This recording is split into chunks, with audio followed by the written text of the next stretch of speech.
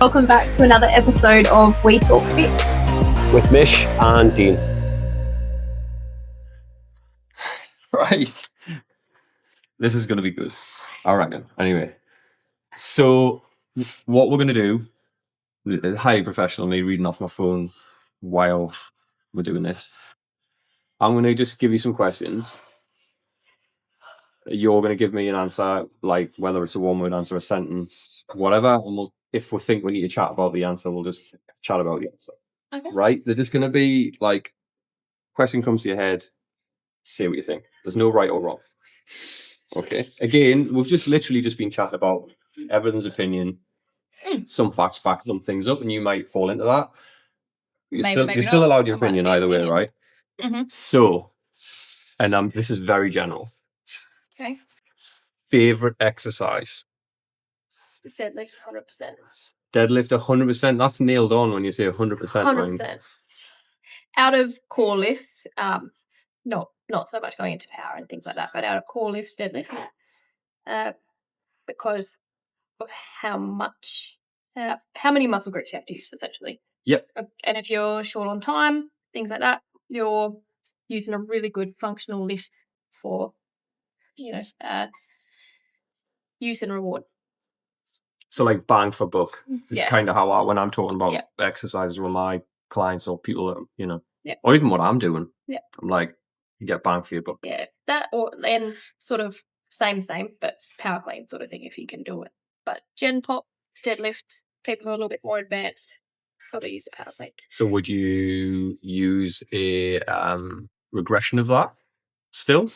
If the client's not capable, so if the client's not capable of a deadlift, absolutely. You still, so let's say it's a rack pull rather than a deadlift, you still find loads of value in that.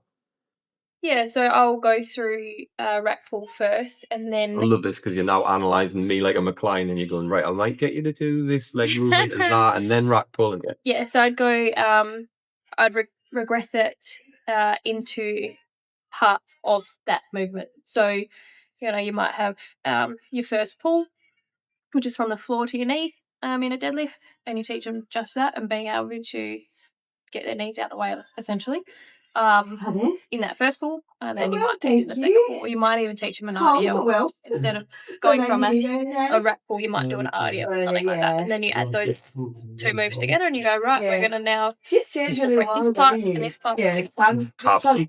So that's where I kind of wanted to lead you was favourite exercise, and I think it's because you get 5 people. Okay, so on that,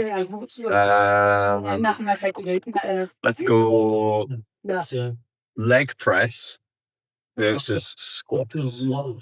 Choose one. You can break it down. Probably the squat. However, you went to ego lift leg press. Yeah, so I got asked that question by someone in here actually. It sounds like such to people that know more, it probably sounds like a stupid question, but it's not really. If you actually go, if someone's felt the need to ask that, someone really needs help determining the answer. So they said, "Why can you leg press and you can squat?" So obviously, you're an ego lift. If you only know what to know. Yeah. So I explained, you're stable in a leg press, you've got support, you're only pushing from there. You're not having to do this, that, and the other. There's not nearly as many, motor units being. There's not nearly as many motor units being recruited. The stabilization's not required. Yeah. Which way is the weight pushing? It's on a track rather than. It depends what type of leg press, I guess. Yeah. Yeah. So I went through it with this person, but it's not just a easy yes or no to either, and it depends on your abilities. Right. So that's where I knew you'd start elaborating on it. So you went squats. Yeah. So a lot of new clients, I've often actually don't get them into a squat. It'll be a little bit on the leg press and stuff first because they actually don't have the stability yet to get into even a body weight squat and things like that. So, again, when we talked about deadlift, regress it back, you might try and strengthen up their muscles and stabilizers and things first in a multitude of different exercises. Yep. Leg press as well. and then you can get them into a squat once they're actually a little bit more stable and, you're not getting valgus knees coming in or anything like that. So, yeah, I would prefer a squat. I agree, by the ideally, way. But I'm trying desperately not to give you too much of my input on it. 'Cause I think we'll probably end up doing this, and you can ask me some similar things if you want sometime. Okay, so done. Right, favorite food pre-workout, and you can tell me why and time frames and stuff like that if you want to.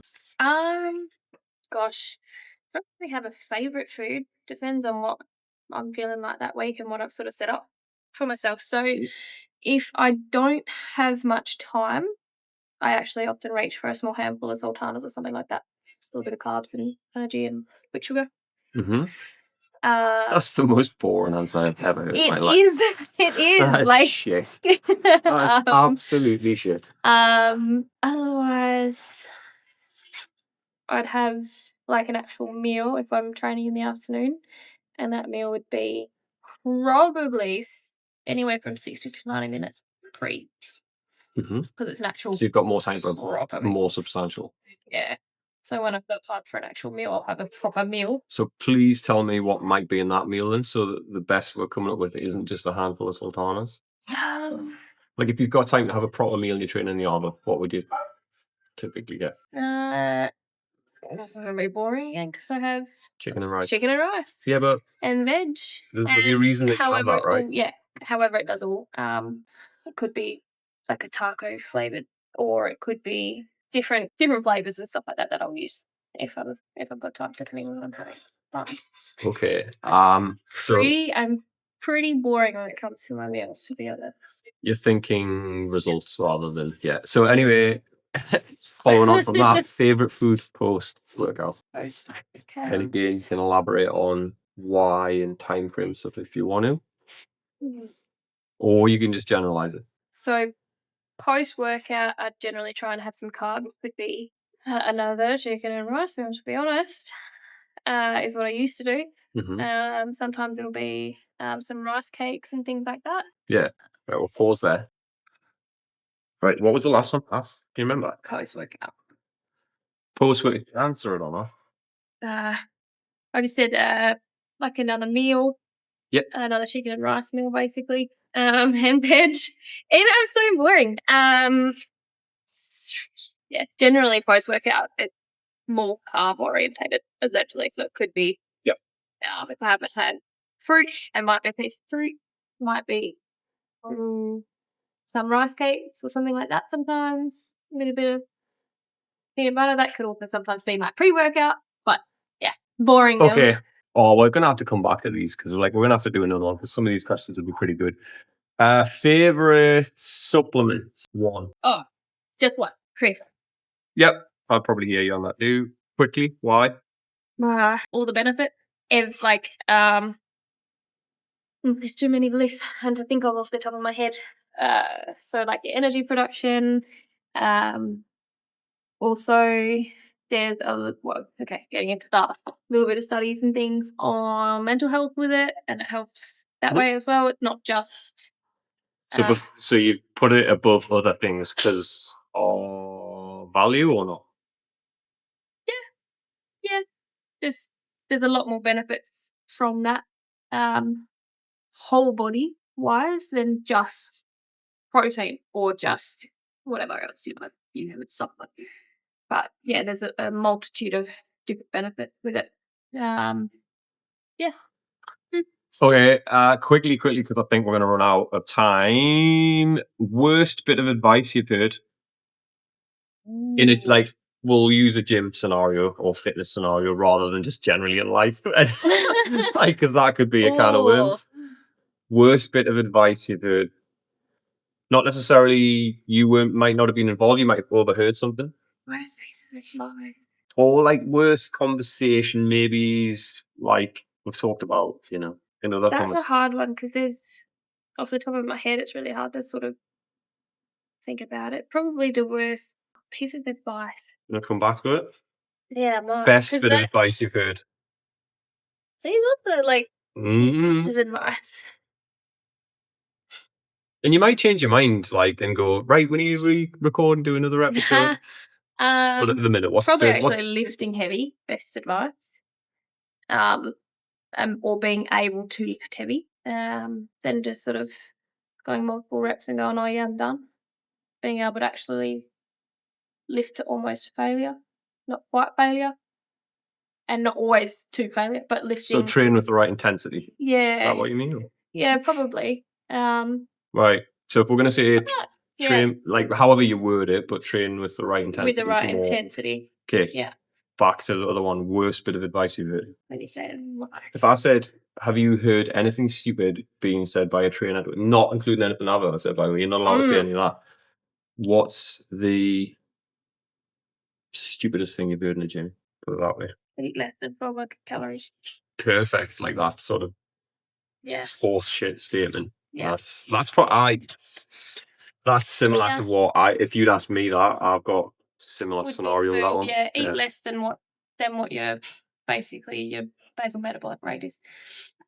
Yes, You have your survival mode. calories, yeah. So Kicking eating in. less than that.